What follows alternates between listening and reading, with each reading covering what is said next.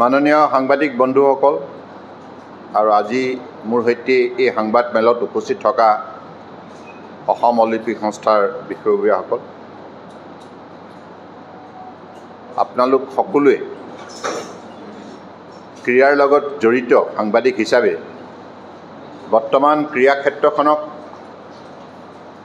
সবল কৰি তোলাৰ নিমিত্তে উঠি অহা প্ৰজন্মৰ প্ৰতিভাক বিশেষভাৱে উদগনি দিবৰ নিমিত্তে আৰু ক্ৰীড়াৰ যোগেদি ৰাষ্ট্ৰ নিৰ্মাণৰ ক্ষেত্ৰত আত্মনিয়োগ কৰাৰ নিমিত্তে দেশৰ আদৰ্শবাদী নেতা, বিশ্বৰ সকলোতকৈ লোকপ্ৰিয় নেতা প্ৰধানমন্ত্ৰী নৰেন্দ্ৰ মোদী ডাঙৰীয়াই যোৱা 11 বছৰে বহু উল্লেখযোগ্য কাৰ্যসূচী হাতত লৈছে আৰু প্ৰতিটো কাৰ্যসূচী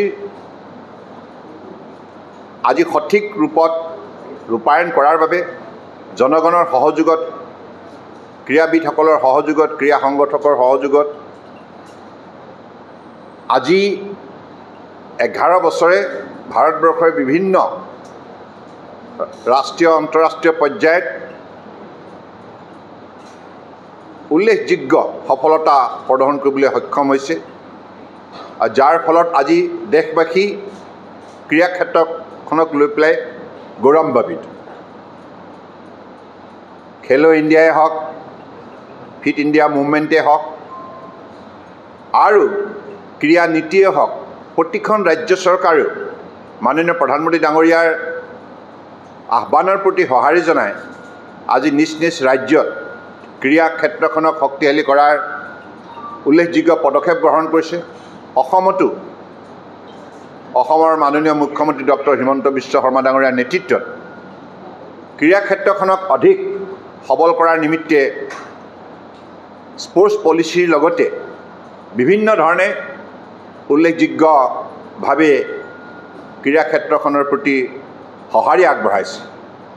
গতিকে অসম অলিম্পিক সংস্থাও আমি মাননীয় প্ৰধানমন্ত্ৰী ডাঙৰীয়াই এটি কথা স্পষ্টভাৱে জনাইছে বা আহ্বান জনাইছে যে আমি গাঁৱে গাঁৱে, চহৰে চহৰে সকলো স্থানতে এটা খেলৰ বাতাবৰণ সৃষ্টি কৰিব লাগে আৰু এই খেলৰ বাতাবৰণ সৃষ্টি কৰি আমি ক্ৰীড়াবিদসকলক উদগনি দিব লাগে, উৎসাহিত কৰিব লাগে আৰু তেখেতসকলক বিভিন্ন ধৰণে সহায় সহযোগিতা আগবঢ়াব লাগে।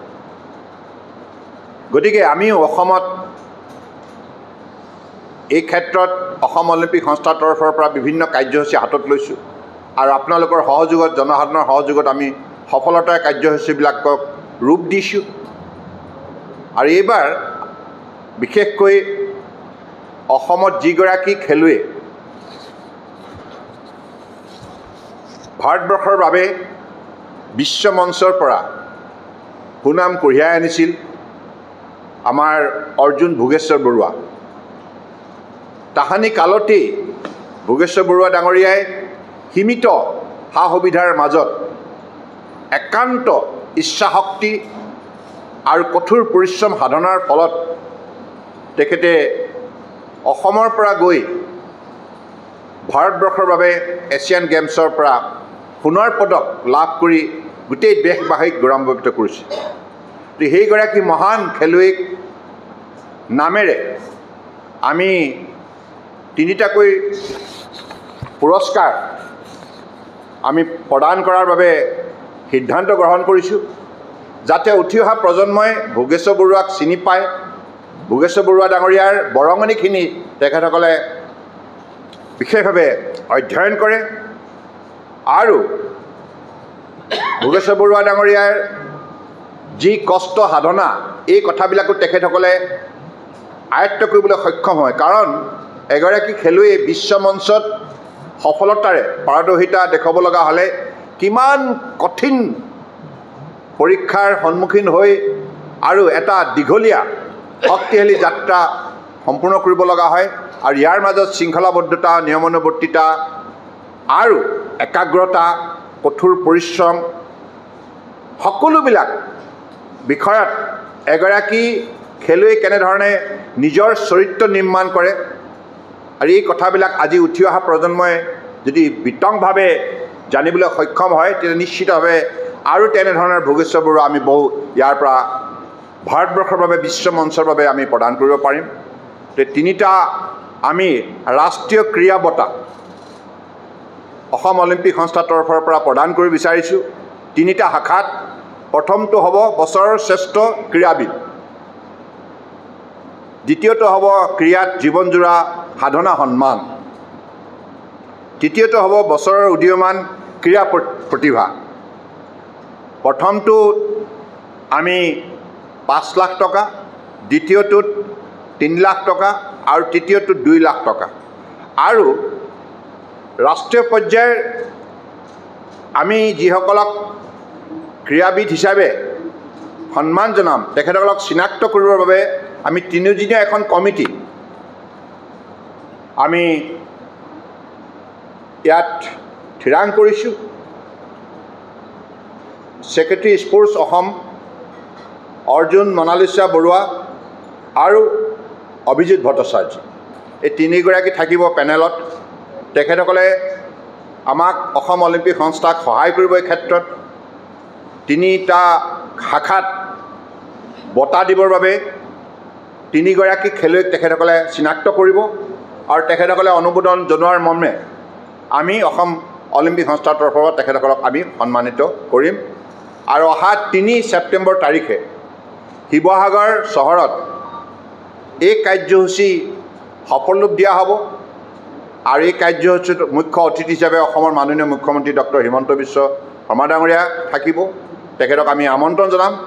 আজি আমি এই অনুষ্ঠানৰ যোগেদি জনাইছোঁ। আৰু ইয়াৰ উপৰিও আমি বিভিন্নগৰাকী বিশিষ্ট ক্ৰীড়াবিদকো আমি আমন্ত্ৰণ জনাম আৰু বিভিন্ন কৰ্মক্ষেত্ৰৰ বিশিষ্ট ব্যক্তিকো আমন্ত্ৰণ জনাম। আমাৰ লক্ষ্য হ'ব যে যিহেতুকে মাননীয় প্ৰধানমন্ত্ৰী ডাঙৰীয়াই কৈছে যে ক্ৰীড়াৰ যোগেদি এটা সুস্বাস্থ্য, এটা ভাল চৰিত্ৰৰ অধিকাৰী হ'ব পাৰে নাগৰিক। গতিকে চৰিত্ৰ নিৰ্মাণ, ৰাষ্ট্ৰ নিৰ্মাণ আৰু নিজক সদায় নিৰোগী কৰি ৰখাৰ বাবে ক্ৰীড়াই যথেষ্টখিনি মানৱ সমাজক সহায় কৰে। গতিকে এই ক্ৰীড়া ক্ষেত্ৰখনক আমি যিমানেই শক্তিশালী কৰিম সিমানেই সমাজ শক্তিশালী হৈ থাকিব, সিমানেই সমাজ সুস্থ হৈ থাকিব, সিমানেই সমাজ সফলতাৰ দিশত অগ্ৰসৰ হ'ব পাৰিব। গতিকে মই আশা ৰাখিছোঁ যে আপোনালোক সকলোৱে সহযোগিতাত আমি এই কাৰ্যসূচী সফল ৰূপ দিব পাৰিম। পোনপ্ৰথমবাৰৰ বাবে এইটো ৰাষ্ট্ৰীয় ক্ৰীড়া বঁটা দেই, এইটো ৰাজ্যিক বঁটা নহয়। ৰাষ্ট্ৰীয় পৰ্যায়ত কন্যাকুমাৰীৰ পৰা কাশ্মীৰলৈকে, গুজৰাটৰ পৰা অৰুণাচল প্ৰদেশলৈকে বিভিন্ন ৰাজ্যত থকা এনেধৰণৰ যিসকল ক্ৰীড়াবিদক লৈ আমি এই অনুষ্ঠানটো সফল কৰি তুলিব পাৰোঁ। গতিকে এই বিষয়বিলাকৰ ক্ষেত্ৰত সকলোৰে আমি সহযোগিতা বিচাৰিছোঁ।